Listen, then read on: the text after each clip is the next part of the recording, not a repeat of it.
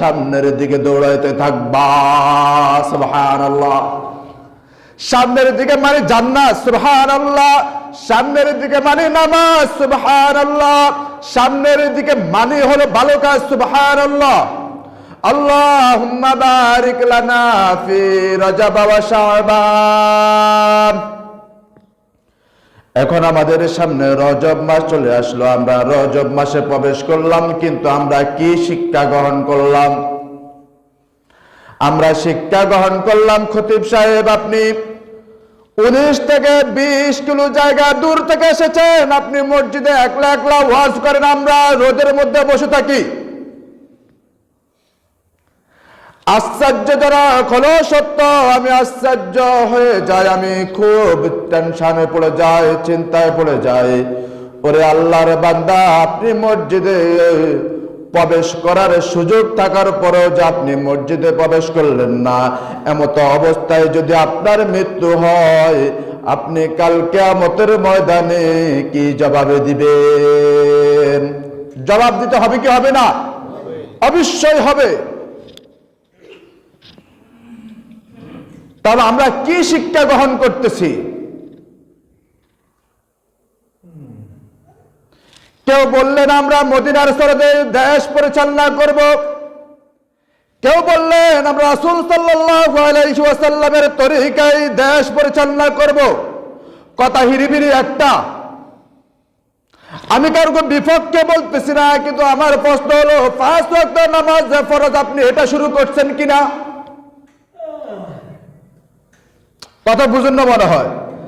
আপনি মদিনার সনদে দেশ বাস্তবায়ন করেন, আমার কোনো সমস্যা নাই, আমিও দোয়া করি আপনার এই দাওয়াত, চিন্তা, এই নিয়ত আল্লাহ তাআলা পরিপূর্ণভাবে কবুল করে, সকলে বলে আমিন।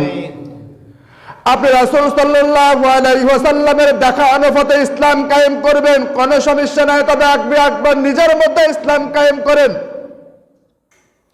আপনার নিজের মুখের মধ্যে দাড়ি নাই, গায়ের মধ্যে পাঞ্জাবি নাই, মাথায় টুপি নাই, আপনাকে মাহফিলে প্রধান অতিথি কেন করা হয় নাই? আপনি মাহফিল করতে দেন নাই, কিন্তু আপনি ঘোষণা দিলেন আপনি মদিনার রাসূল সাল্লাল্লাহু আলাইহি ওয়াসাল্লামের তরিকায় দেশ পরিচালনা করবেন।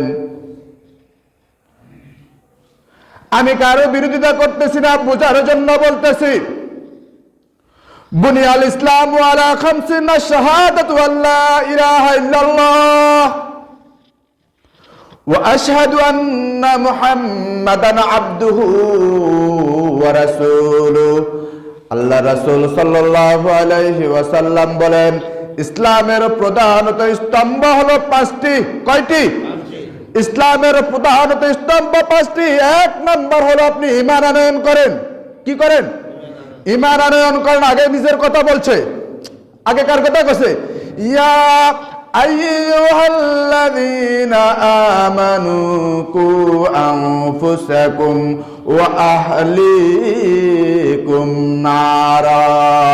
আমার আল্লাহ সুবহানাহু ওয়া তাআলা সূরাতুল মুমতাহিন তাহরিমের মধ্যে বলতেছেন, ও ঈমানদারগণ, সর্বপ্রথম তুমি জাহান্নামের আগুন থেকে বাঁচো।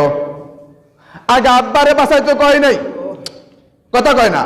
আগে আব্বারে বাঁচাইতে কয় নাই, আগে আম্মারে বাঁচাইতে কয় না, আগে দেশ বাঁচাইতে কয় নাই। আগে কইছে কিসের জন্য? আগে নিজে বাঁচো। ইয়া আইয়ুহাল্লাযীনা আমানু কু আনফুসাকুম ওয়া আহলিকুম নারা। হে ঈমানদারগণ, আমি তোমাদেরকে হুকুম করতেছি, আমি তোমাদের উপরে ঘোষণা করতেছি, আগে তুমি নিজে জাহান্নামের আগুন থেকে বাঁচো। সুবহানাল্লাহ। কে বাঁচতে কইছে? আগে নিজে বাঁচো। ওয়া আহলিকুম নারা, তারপরে তোমার আহলে বায়াতদেরকে, তোমার স্ত্রীদেরকে, তোমার সন্তানদেরকে, তোমার বাবাদেরকে, তোমার ভাইদেরকে, তোমার বোনদেরকে তুমি জাহান্নামের আগুন থেকে বাঁচাও। নির্দেশনা কার? আমি কি না? আমার না। 28 নম্বর পারার 19 নম্বর পৃষ্ঠার সর্বশেষ আয়াতের আজকে নিজেরা বাংলা হলে নিয়েন। এটা আমার ঘোষণা নয়, আমার আল্লাহর ঘোষণা। কার ঘোষণা? আঙ্গুল তুলে দেখেন কার ঘোষণা? আল্লাহর ঘোষণা। ইয়া আইয়ুহাল্লাযীনা আমানু কু আনফুসাকুম ওয়া আহলি